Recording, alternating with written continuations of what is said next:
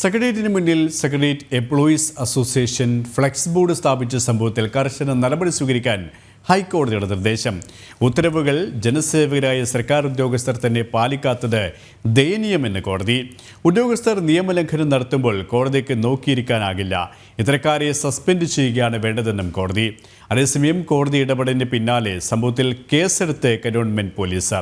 ഇവരുമായി രേഷ്മ ബാബുവും പ്രശാന്ത് ശങ്കരമംഗലത്തും ചേരുകയാണ്. ആദ്യം കൊച്ചിയിൽ നിന്നും രേഷ്മയിലേക്ക്. രേഷ്മ, ശക്തമായ വിമർശനം, അതിശക്തമായ താക്കീത് തന്നെയാണ് കോടതിയുടെ ഭാഗത്തിനുമുണ്ടായത്. കോടതി എന്ത് നിലപാടാണ് വ്യക്തമാക്കിയത്?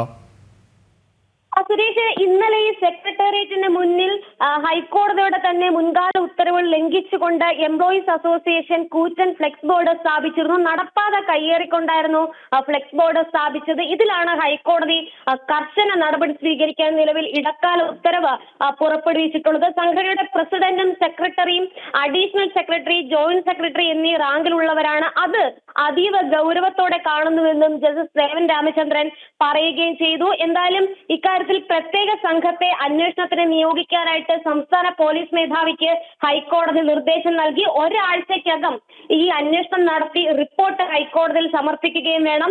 തിരുവനന്തപുരം കോർപ്പറേഷൻ നിലവിൽ ബോർഡ് നീക്കം ചെയ്തിട്ടുണ്ട്. എങ്കിലും ഈ നിയമലംഘനത്തെ നിസ്സാരമായി കാണാനാകില്ല എന്നുള്ളതാണ് ഹൈക്കോടതി സിംഗിൾ ബെഞ്ചിന്റെ നിലപാട്. എന്തായാലും ബോർഡ് ഈ അനധികൃത ഫ്ലെക്സ് ബോർഡ് മാറ്റിയതിന് എന്ത് ചിലവ് വന്നു എന്നതടക്കമുള്ള കാര്യങ്ങളിൽ വിശദീകരണം നൽകാനും ഹൈക്കോടതി നിർദ്ദേശം നൽകിയിട്ടുണ്ട്. അതോടൊപ്പം തന്നെ ചില വാക്കാലുള്ള വിമർശനങ്ങളും ഹൈക്കോടതി സിംഗിൾ ബെഞ്ചിന്റെ ഭാഗത്തുനിന്നും ഉണ്ടായിട്ടുണ്ട്.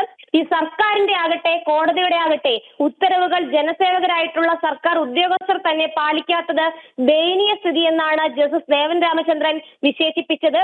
ഒപ്പം തന്നെ ഈ ജനസേവകരായിട്ടുള്ള ഉദ്യോഗസ്ഥർ ഇത്തരത്തിൽ നിയമലംഘനം നടത്തുമ്പോൾ കോടതിക്ക് നോക്കിയിരിക്കാനാകില്ല എന്നും സിംഗിൾ ബെഞ്ച് പറയുകയും ചെയ്തു. ഇത്തരക്കാരെ, അതായത് നിയമലംഘനം നടത്തുന്ന ഇത്തരം ഉദ്യോഗസ്ഥരെ സസ്പെൻഡ് ചെയ്യുകയാണ് വേണ്ടതെന്നും ഹൈക്കോടതി വിമർശന രൂപേണ വാക്കാൽ പറയുകയും ചെയ്തിട്ടുണ്ട്. തലസ്ഥാന നഗരിയിൽ സ്വാധീനമുണ്ടെന്ന് കരുതി എന്തുമാകാമെന്ന ധാരണ വേണ്ട. സെക്രട്ടേറിയറ്റിൽ എന്താണ് നടക്കുന്നത്, എന്ത് പ്രവർത്തനങ്ങൾ നടക്കുന്നു, ഇതൊക്കെ തന്നെ സർക്കാരിന് അറിയില്ല എന്നും സർക്കാരിനെ വിമർശിച്ചുകൊണ്ടും ഹൈക്കോടതിയുടെ ഭാഗത്തു നിന്നും ചോദ്യമുണ്ടാകുകയും ചെയ്തിട്ടുണ്ട്. എന്തായാലും ഫ്ലെക്സ് ബോർഡ് മാറ്റിയെങ്കിലും ഇക്കാര്യത്തിൽ അധികാരികൾ, അതായത് ആരാണോ ഇതിന്റെ ബന്ധപ്പെട്ട ആളുകൾ, അവർ കൃത്യമായിട്ട് മറുപടി നൽകിയ മതിയാകൂ എന്നാണ് ഹൈക്കോടതി പറഞ്ഞിരിക്കുന്നത്. ഒപ്പം തന്നെ സംസ്ഥാന പോലീസ് മേധാവി പ്രത്യേക സംഘത്തെ നിയോഗിച്ചുകൊണ്ട് അന്വേഷണം നടത്തി ഒരാഴ്ചയ്ക്കുള്ളിൽ റിപ്പോർട്ട് സമർപ്പിക്കണമെന്നും ജസ്റ്റിസ് ദേവൻ രാമചന്ദ്രന്റെ സിംഗിൾ ബെഞ്ച് ഇടക്കാല ഉത്തരവ് പുറപ്പെടുവിച്ചിരിക്കുകയാണ്. സുരേഷ്, രേഷ്മയാണ് വിശദാംശങ്ങൾ നൽകിയത്. ഇപ്പോൾ പ്രശാന്ത് ശങ്കരമംഗലത്ത് തിരുവനന്തപുരത്ത് നിന്നും ചേരുകയാണ്. പ്രശാന്ത്, കോടതി നിലപാട് ഘടിപ്പിച്ചതിന് പിന്നാലെ കന്റോൺമെന്റ് പോലീസ് ഇപ്പോൾ കേസെടുത്തിരിക്കുകയാണ്. പോലീസിന്റെ ഇടപെടലുമായി ബന്ധപ്പെട്ട നടപടികളുമായി ബന്ധപ്പെട്ട മറ്റ് വിശദാംശങ്ങൾ കൂടി. നിയമം ലംഘിച്ചാണ് ഈ സെക്രട്ടേറിയറ്റ് പരിസരത്ത് ഫ്ലെക്സ് ബോർഡ് വെച്ചത്.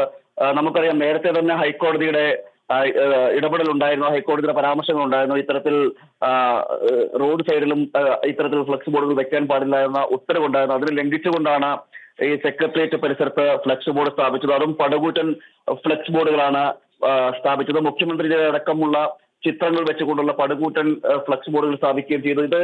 ഈ ഫ്ലെക്സ് ബോർഡുകൾ സ്ഥാപിച്ചത് തന്നെ കന്റോൺമെന്റ് സ്റ്റേഷന് മുന്നിൽ തന്നെ, അതായത് കന്റോൺമെന്റ് പോലീസ് സ്റ്റേഷനിലെ ഉദ്യോഗസ്ഥരെല്ലാം കടന്നു പോകുന്നതെല്ലാം ഈ ഫ്ലെക്സ് ബോർഡിന് മുന്നിലൂടെയാണ്. അവരുടെ കൺമുന്നിൽ തന്നെയാണ് ഈ ഫ്ലെക്സുകൾ സ്ഥാപിക്കുകയും ചെയ്തത്. എന്നാൽ അതിൽ കേസെടുക്കേണ്ടി വന്നത് കോടതിയുടെ പരാമർശത്തിന് പിന്നാലെയാണെന്നാണ് ഏറ്റവും ദൗർഭാഗ്യകരമായിട്ടുള്ളത്.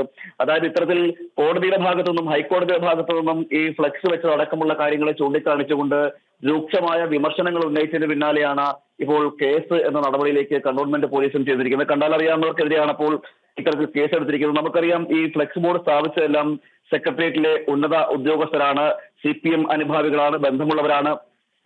അതുകൊണ്ടൊക്കെ തന്നെയാണ് പോലീസും കണ്ണടയ്ക്കുന്ന സാഹചര്യം ഉണ്ടായത്. എന്തായാലും കേസെടുത്ത് മുന്നോട്ട് പോകുന്ന ഒരു നടപടിയിലേക്കായിരിക്കും ഇനിയും കന്റോൺമെന്റ് പോലീസ് കടക്കുന്നത്. നിലവിൽ കേസെടുത്തു എന്ന് മാത്രമാണ് നമുക്ക് അറിയാൻ കഴിയുന്നത്. കൂടുതൽ വിവരങ്ങൾ ലഭിക്കേണ്ടിയിരിക്കുന്നു. തുടർന്ന് ഇതുമായി ബന്ധപ്പെട്ട് എന്ത് നടപടി പോലീസ് സ്വീകരിക്കുമെന്നടക്കമുള്ള കാര്യങ്ങളും നോക്കിക്കാണേണ്ടിയിരിക്കുന്നു. നമുക്ക് അറിയാം, ഈ ഫ്ലെക്സ് വെച്ചതടക്കം മുഖ്യമന്ത്രിയോട് ചേർന്ന് നിൽക്കുന്ന ഇടത് സംഘടനയിലെ മുഖ്യമന്ത്രിയോട് ചേർന്ന് നിൽക്കുന്ന ഉദ്യോഗസ്ഥരാണ്. അതുകൊണ്ടൊക്കെ തന്നെ എത്രത്തോളം കാര്യക്ഷമമായിരിക്കും ഇനി അന്വേഷണം, അതോടൊപ്പം ഇതുമായി ബന്ധപ്പെട്ട കേസും തുടർ നടപടികളെല്ലാം നീങ്ങുന്നത് എന്നതടക്കം ചിന്തിക്കേണ്ടിയിരിക്കുന്നു. KP. പ്രശാന്ത് ശങ്കരമംഗലത്താണ് വിവരങ്ങൾ നൽകിയത്.